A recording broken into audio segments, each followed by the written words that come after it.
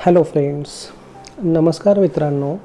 आज मी तुम्हाला need of the farmers in India, तर भारतातल्या शेतकऱ्यांची खरे इश्यूज काय आहेत आणि गरज काय आहे, त्यांना आता कुठल्या प्रकारे मदत केली पाहिजे किंवा ओव्हरऑल जे महत्त्वाचे विषय त्यांच्या प्रगतीसाठी, ग्रोथसाठी आज गरजेचे आहेत याचा एक थोडक्यात आढावा घेणार आहे.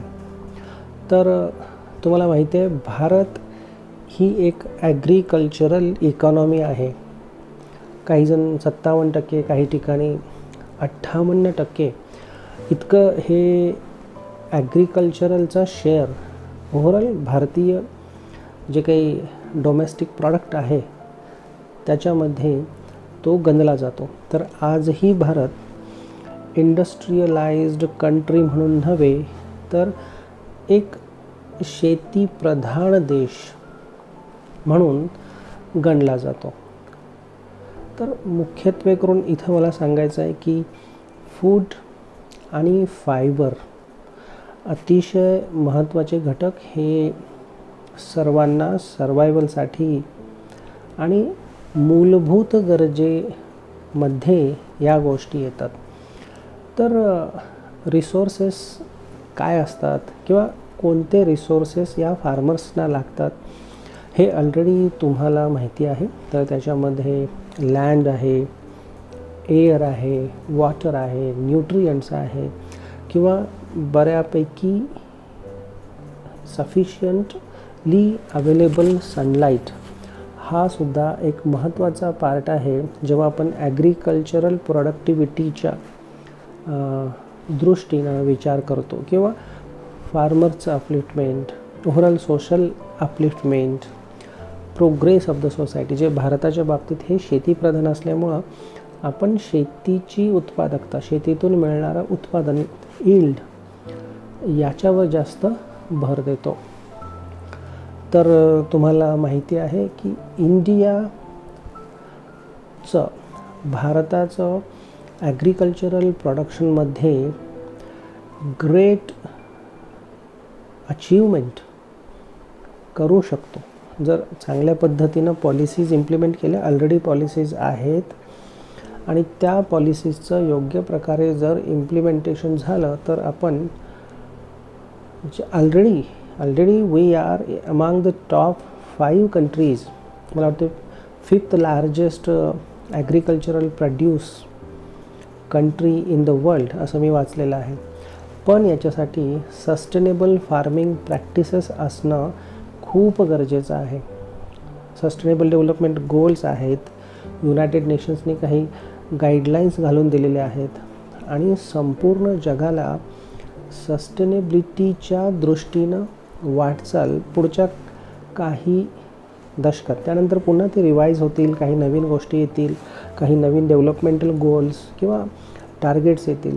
तर सस्टेनेबिलिटी हा आजच्या घडीला सर्वात महत्त्वाचा एक टार्गेट, एक एम संपूर्ण मानवजातीसमोर आहे.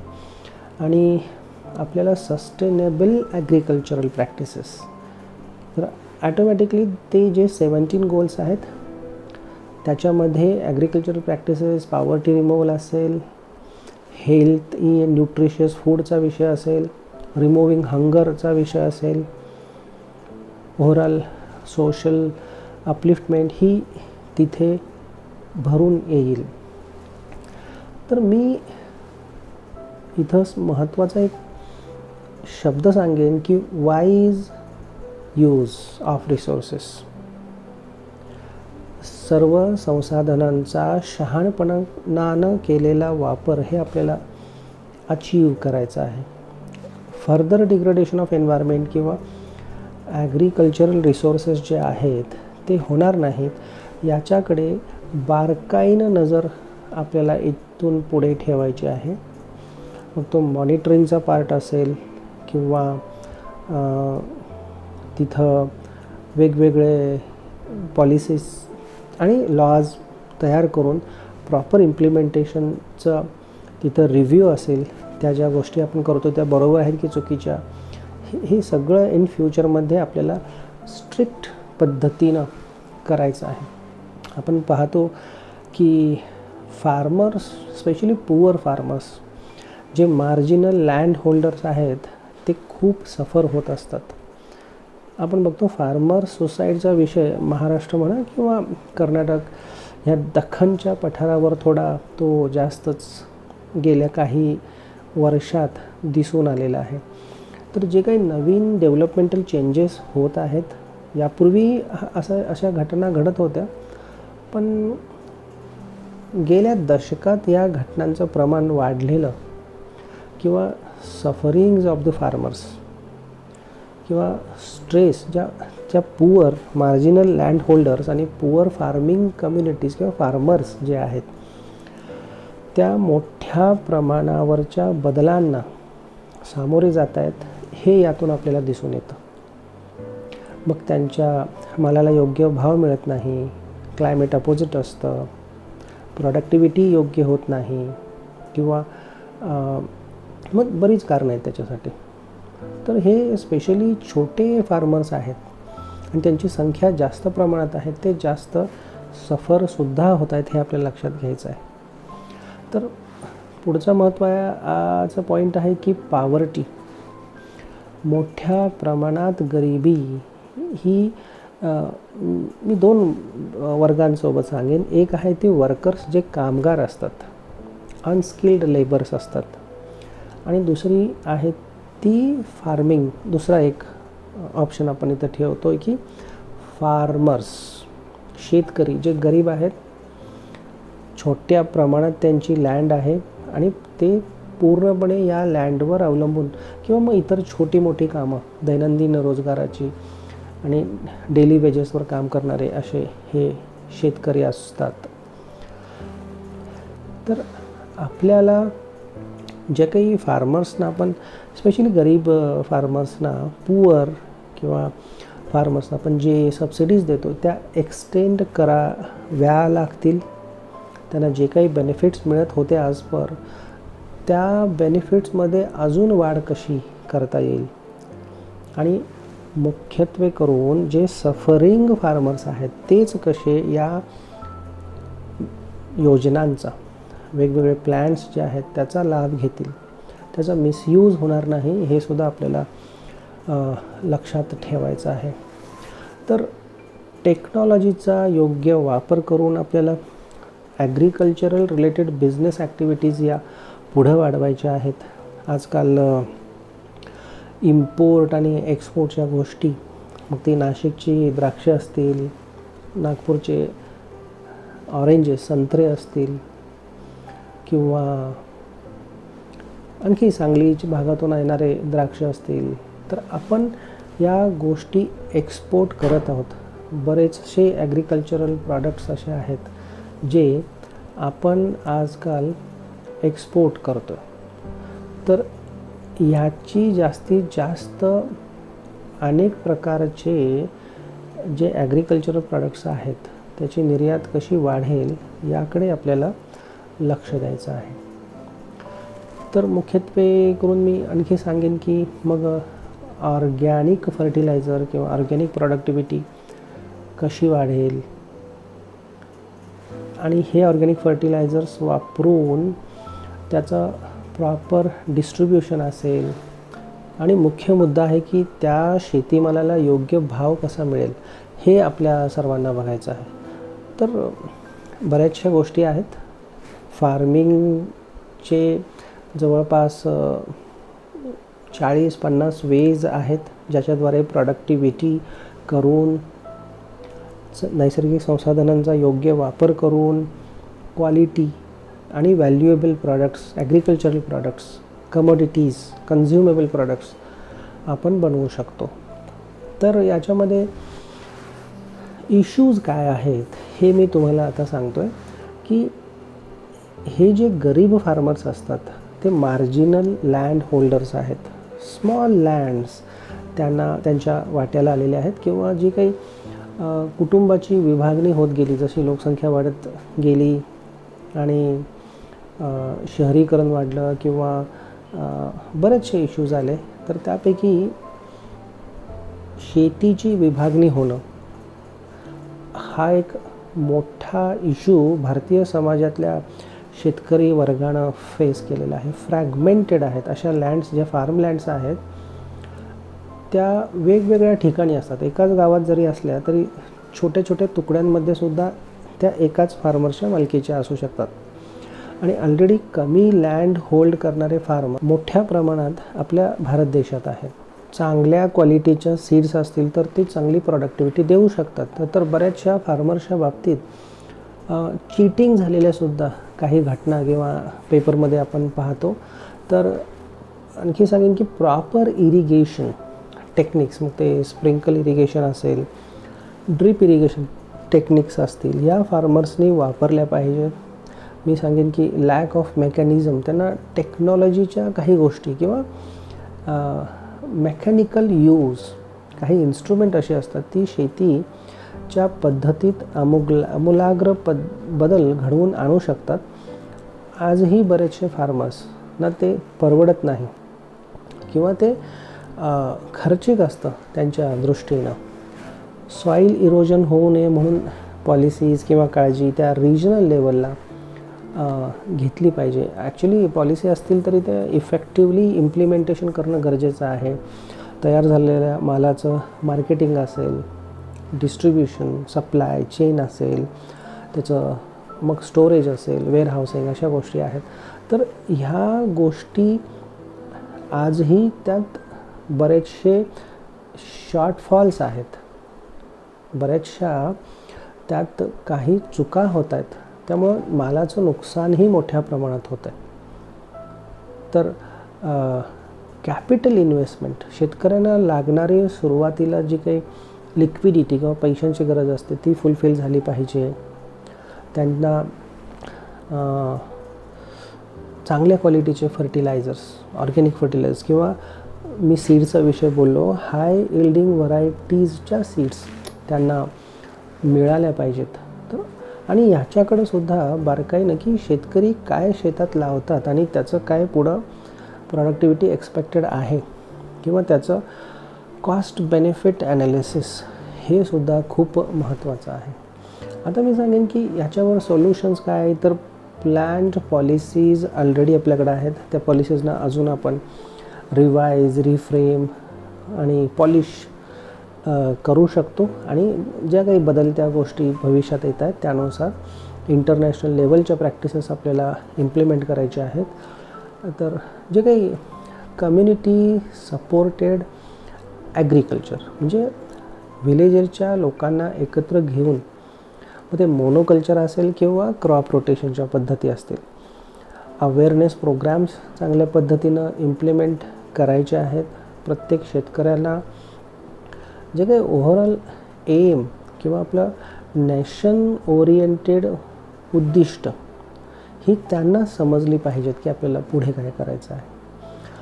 त्यांचा जो माल तयार होतो त्याला विकत घेणारे कन्झ्युमर्स इमिजिएट हे मिळाले पाहिजेत, नाहीतर शेतीमालाचं नुकसान होतं. योग्य ते पिकाची वाढ झाल्यानंतर ठराविक काळातच तो माल शेतातून बाहेर पडला पाहिजे. आपण आता बघतोय 2020मध्ये 3 फार्म बिल्स आलेले आहेत आणि अजूनही काही इश्यूज त्याच्यावर चाललेले आहेत. पण प्रत्येक गोष्ट जी शेतकऱ्यांच्या हिताची आहे ती केलीच पाहिजे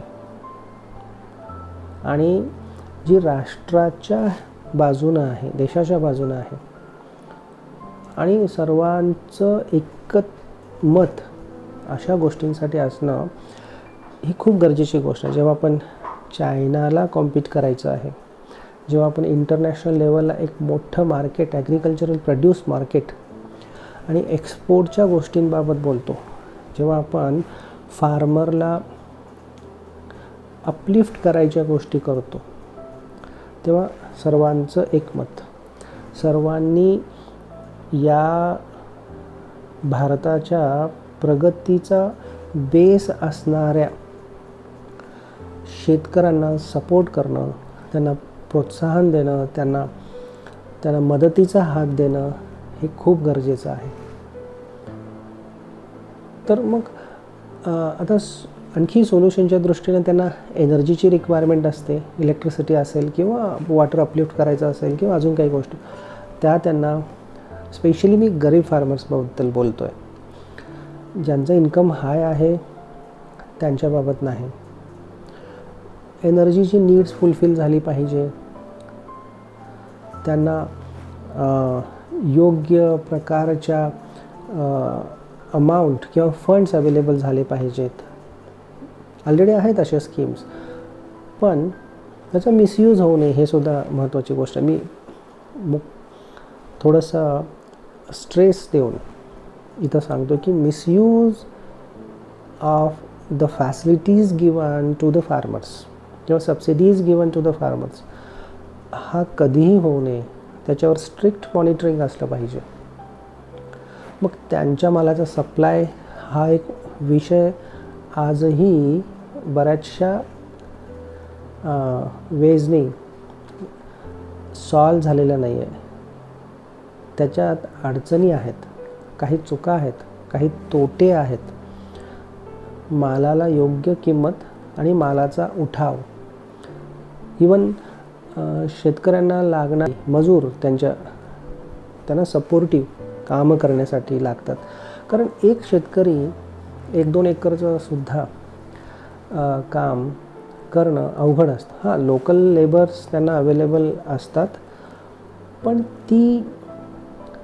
त्याची कमतरता आजसुद्धा इतर भागांमध्ये, specially developed states of our country, तिथं भेडसावते. आणि मग इतर जिल्ह्यातून किंवा लांबून लोक येतात आणि मग त्यांचा खर्च पुन्हा मग ते हिशेबाचं गणित, कॉस्ट बेनिफिट ॲनालिसिस बसत नाही असं होतं. तर आता मी सांगेन की फार्म टू टेबल, जेव्हा शेतीमध्ये माल तयार झालेला आहे आणि लोकांच्या टेबलवर, एका अर्थाने मी म्हणजे डायरेक्ट कन्झ्युमरचं कन्झ्युमरिझम, फार्मर टू कस्टमर हे रिलेशन असलं पाहिजे. सपोर्ट त्यांना मिळाला पाहिजे. त्यांना लोकल स्टोअर्स त्यांच्या मालासाठी डेव्हलप झाली पाहिजे. तर फार्मर्सच्या बाबतीत मी आणखी सांगेन की एक डेफिनेशन त्याची ठरवलेली आहे की हे असे व्यक्ती असतात, a person who is actively engaged in economic or livelihood activity of growing crops or producing primary commodities. मी असं एक फार्मर्सचे हू इज फार्मर हे फार्मर्सच्या बाबतीत सांगितलेलं आहे. ते त्यांचा वे ऑफ सर्वायवल आहे. तर इंडिया, मी सांगितल्याप्रमाणे जगामध्ये टॉप 5 मला वाटतं, मी वाचल्याप्रमाणे largest producer of the agricultural products आहे. आपल्या देशाचं क्षेत्रफळ हे जगाच्या दृष्टीने 2.4% इतकं आहे. इवन आपण लाईव्ह स्टॉक आणि पोल्ट्रीज मीट याच्या बाबतीत सुद्धा काही पहिल्या 5 देशांमध्ये येतो. मी तर असं ऐकलं होतं की कॅटल पॉप्युलेशन्स ही भारतात मोठ्या प्रमाणात, म्हणजे अगदी पहिला नंबर होता असं मी अगदी काही वर्षापूर्वी ऐकलं होतं. आजही तो असेल. तर कर्जमाफीच्या गोष्टी आहेत फार्मर्सच्या बाबतीत. त्याचा गैरफायदा इतरांनी घेऊ नये. मॉनिटरिंग, त्याच्यावर वॉच असावा. जे खरेच सफर होत आहेत त्यांना ती कर्जमाफी मिळावी.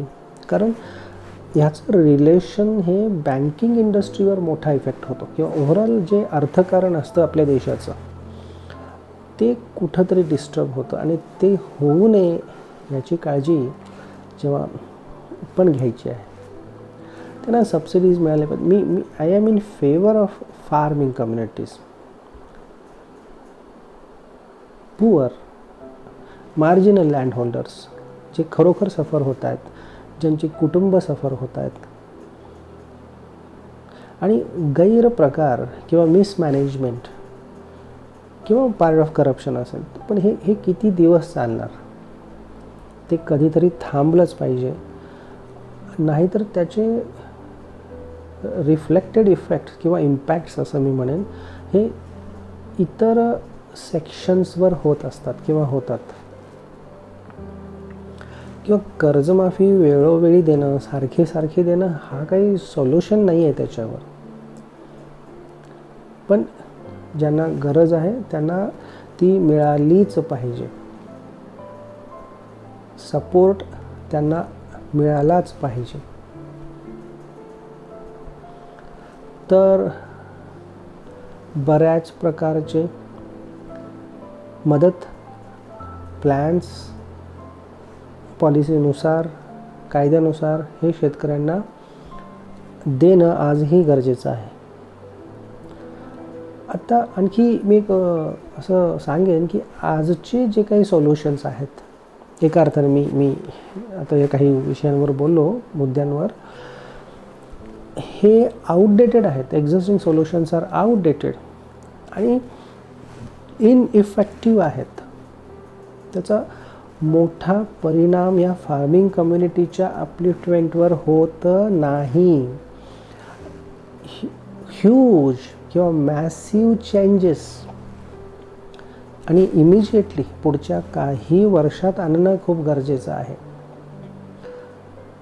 तर आपल्याला productivity of the agricultural lands वाढवायचे आहे. वेस्टलँड्सचं कन्व्हर्शन जिथं जिथं शक्य आहे, बॅरन लँड्स या आपण ॲग्रिकल्चरल प्रोडक्टिव्हिटीच्या अंडर आणू शकतो, कारण आपली पॉप्युलेशनच एवढी आहे. आपल्याला त्या मालाला योग्य भाव द्यायचा आहे. आता ॲग्रिकल्चरल इन्कमवर टॅक्स नाही आहे, पण जे हाय इन्कम आहे, अगदी मोठ्या अमाऊंट्स, लॅक्स ऑफ रुपीजचं इन्कम, 30-40 लाखच्यापेक्षाही जास्त असेल कदाचित, तर ते ठरवून अशा मालाला थोडा, मी असं म्हणत नाही की ॲज पर रूल्स, थोडा जो भारताच्या प्रगतीसाठी पुन्हा आता टॅक्स रूपाने आलेली किंमत ही वापरली जाऊ शकेल, किंवा हा टॅक्स फार्मिंग कम्युनिटीच्या अपलिफ्टमेंटसाठीच आपण पुन्हा यातून आलेले स्कीम्स वेगवेगळ्या राबवू शकतो. आणि स्पेसिफिकली मग तसं प्रोव्हिजन करून घ्यायला काही हरकत नाही. क्वालिटी आणि व्हॅल्यू ऑफ द प्रॉडक्ट्स ह्याच्याकडे जास्त लक्ष देणं महत्त्वाचं आहे. क्वालिटी आणि व्हॅल्यू, क्वांटिटी ठीक आहे, तो विषय होता, पण क्वांटिटी होते आजकाल. क्वालिटी, जर एक्सपोर्ट क्वालिटीचा माल पेस्टिसाइड फ्री असेल, आणखी आपल्याला ऑर्गॅनिक फार्मिंगच्या गोष्टी फॉलो करायच्या, सस्टेनेबिलिटीच्या दृष्टीने जायचं आहे. जेव्हा आपण चायनाशी कॉम्पीट करायचं आहे, किंवा जेव्हा आपण म्हणतो ना की जागतिक बाजारपेठेत भारताला एक महत्त्वाचं स्थान मिळवून द्यायचं आहे, अभिमानानं इतर देशातल्या लोकांनी भारताचं नाव घेतलं पाहिजे, अशा काही गोष्टी भविष्यात आपल्याला करायच्या असतील तर मी जे काही उल्लेख केला, काही ठराविक गोष्टी, हा विषय खूप मोठा आहे, व्यापक आहे. या गोष्टी शेतकऱ्यांच्या अपलिफ्टमेंटसाठी, आपल्या सोसायटीच्या अपलिफ्टमेंटसाठी, भारताचं नाव उज्ज्वल करण्यासाठी गरजेचे आहेत असं मला वाटतं. तर एवढे बोलून मी माझे आजचे शब्द थांबवतो. पुढच्या वेळेला असाच एखादा टॉपिक घेऊन मी तुमच्यासमोर येईन. थँक्यू. Bye bye.